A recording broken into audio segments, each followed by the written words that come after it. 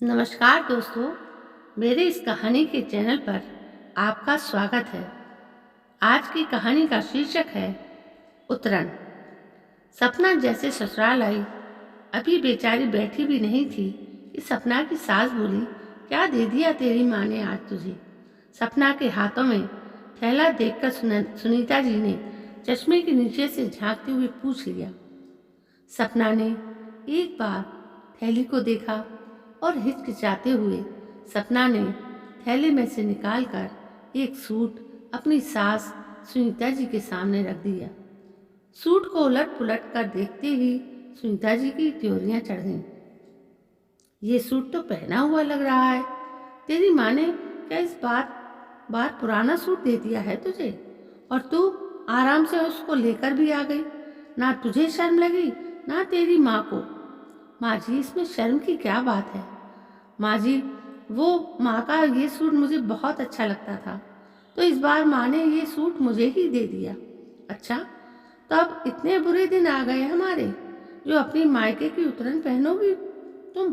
अरे, तुझे तो अकल नहीं है, लेकिन तेरी माँ को तो सोचना चाहिए था ना। बेटी को उतरन देने से पहले आज ये सूट दे दी, कल को तेरे बच्चों के लिए तेरे भतीजे भतीजी के पुराने कपड़े भी दे देगी और तू आराम से ले आएगी कि तुझे बहुत पसंद थी। खबरदार जो ये उतरन दोबारा इस घर में लाई तो कड़कते हुए सुनीता की जी बोली, और इसको पहनना भी नहीं मेरे सामने, समझी। सपना सहम कर रह गई।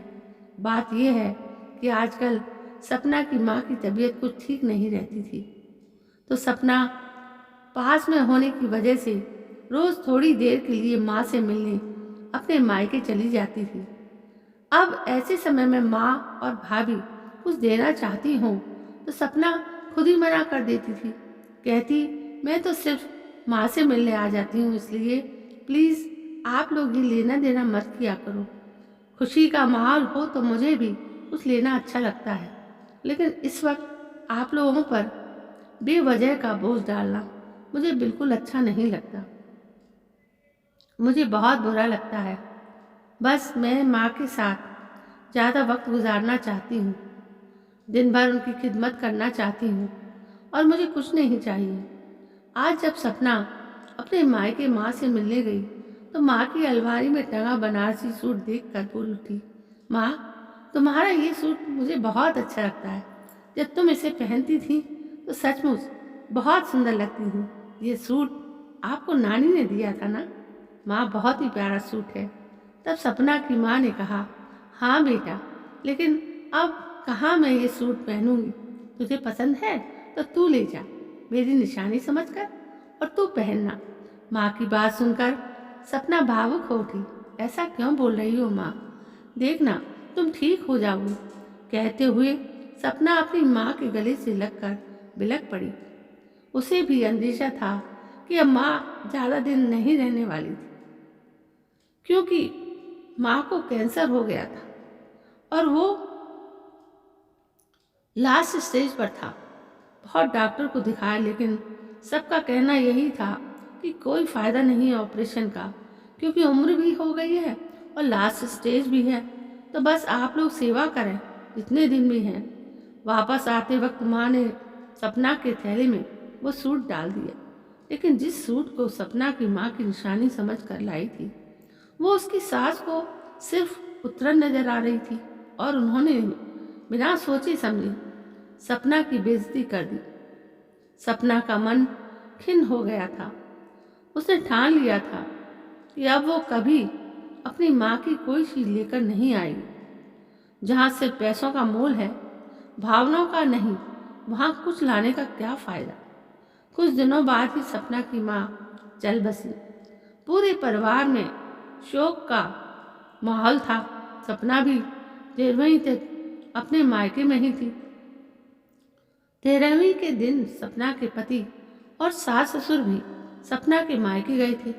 सारा काम निपटने के बाद सपना जब विदा होकर वापस ससुराल जाने को तैयार होने लगी तो उसकी भाभी माँ की अलमारी से निकालकर माँ के जेवर सपना को देते हुए बोली, दीदी, माँ ने कहा था ये आपको दे देना।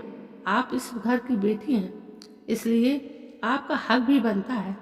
माँ ने मुझे भी दिया और कुछ जेवर आपके लिए भी रखे थे। दीदी, आप इसको अपने साथ ले जाएं। सपना की आंखें छलक आईं। खुद को संयत करते हुए वो बोली, नहीं भाभी माँ, नहीं तो क्या हुआ?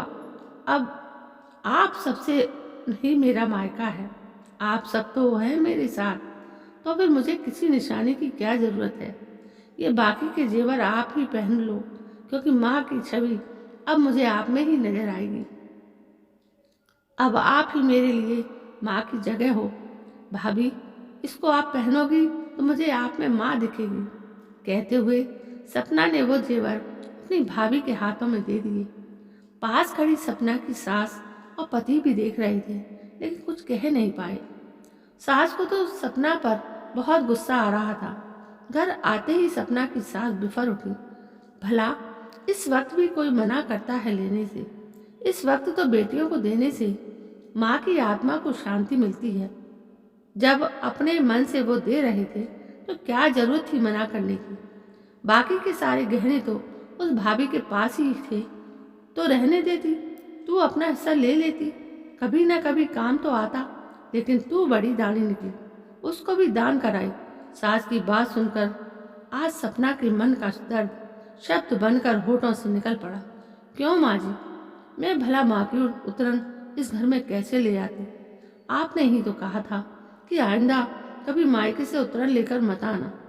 वो सूट तो माँ ने मुश्किल से 2-4 बार पहना होगा, लेकिन वो जेवर तो माँ हमेशा पहनने रहती थी।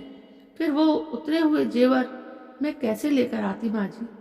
आप अपनी कही बात भूल गई माँ जी, लेकिन मुझे आपकी कही बात याद थी और मैंने आपकी ही बात का भरम रखा कि कहीं दोबारा से आपको बुरा ना लगे कि मैं फिर से अपनी माँ की उत्तर ले आई। बोलकर आंखों में आंसू लिए सपना अपने कमरे की तरफ बढ़ गई और सास निरुत्तर सी देखती रह गई, लेकिन मन ही मन बड़बड़ाती रही, भला गहने भी कहीं उतरन होते हैं?